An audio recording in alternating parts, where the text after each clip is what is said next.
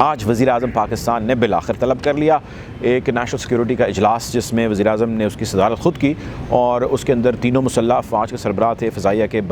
उसके अलावा नेवी के और उसके अलावा आर्मी के जो सरबराह हैं वो भी इसके अंदर मौजूद थे। वज़राए ख़ारजा इसके अंदर मौजूद थे, सेक्रेटरी साहब इसके अंदर मौजूद थे ख़ारजा के और दाखिला के।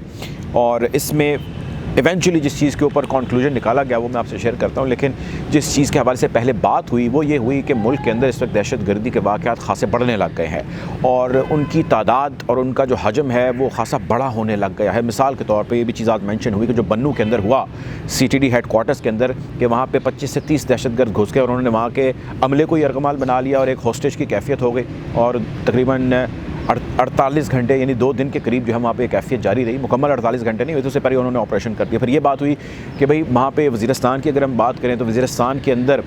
50 के करीब तालिबान थाने के अंदर ही घुस आए। पहले नाके के अंदर से उन्होंने सारे पुलिस वालों को थाने के अंदर किया और उसके बाद थाने के अंदर गए तो जितना थाने का अमला था सारे को एक कमरे के अंदर बंद किया और वहाँ से उनकी मोबाइल भी ले गए, उनकी गाड़ियाँ भी ले गए, उनके असले भी ले गए, उनके मोटर बाइक्स भी ले गए, जो जो ले जा सकते हैं तो सारी चीज़ें ले गए। फिर उसके बाद I-10 के अंदर हमने देखा कि धमाका हो गया। सो कार्रवाइयाँ खासी तेज़ हो रही हैं, बढ़ रही हैं। क्या करना है, कहाँ से आ गए ये दहशतगर्द, कौन इनको सपोर्ट कर रहा है, बगैर फ़ंड के तो चल नहीं सकते, किस तरह फंडिंग हो रही है। अगर हर दफ़ा हमने भारत को मोर्द इल्ज़ाम लगाना है तो हमें उसके हवाले से शवाहिद भी इकट्ठे करने पड़ेंगे। सो इस वक्त सिक्योरिटी फोर्सेस को फैसला करना होगा, मुल्क के करता धरता को फैसला करना होगा कि इनके साथ हमने डील कैसे करना है। ये वही TTP हैं जिनके साथ हम मुज़ाकरात कर रहे थे अब से कुछ महीने पहले तक, उनके साथ हमने मुआहदे किए कुछ महीने पहले तक, उन्होंने मुआहदों का पास रखा, उसके बाद उन्होंने मुआहदे तोड़ दिए। आप जब मुआहदे कर रहे थे तो लोगों की जानिब से रिएक्शन आ रहा था, जिनके बच्चे APS जैसे सानहे के अंदर मुख्तलिफ वाक़यात के अंदर मरे, शहीद हुए, उन लोगों ने शदीद एहतजाज किया। उन्होंने कहा जी आप इनके साथ मुज़ाकरात कैसे कर सकते हैं, आप इनके साथ जो है वो मुआहदे कैसे कर सकते हैं। उन्होंने कहा कि जी आप इन लोगों को आम माफ़ी का ऐलान करके आम लोगों में जम कैसे कर सकते हैं, आपने तो वादा किया था, आपने कसम उठाई थी कि हम इनका कला कमा करेंगे, हम इनको ख़त्म कर देंगे, आप इनके साथ मुआहदे कर रहे हैं। तब बहुत रिएक्शन आया था, लेकिन उस रिएक्शन को मिट्टी पाओ स्ट्रैटेजी के तहत जो है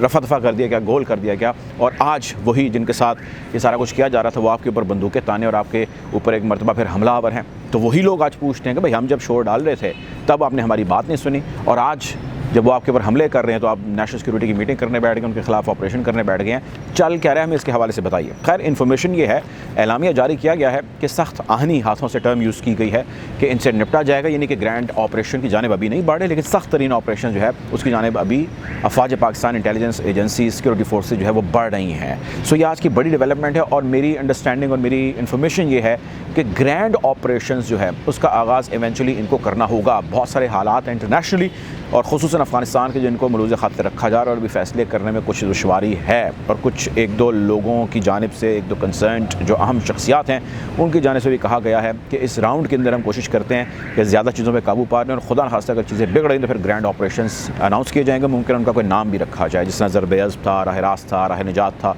इस किस्म का कोई ऑपरेशन हो।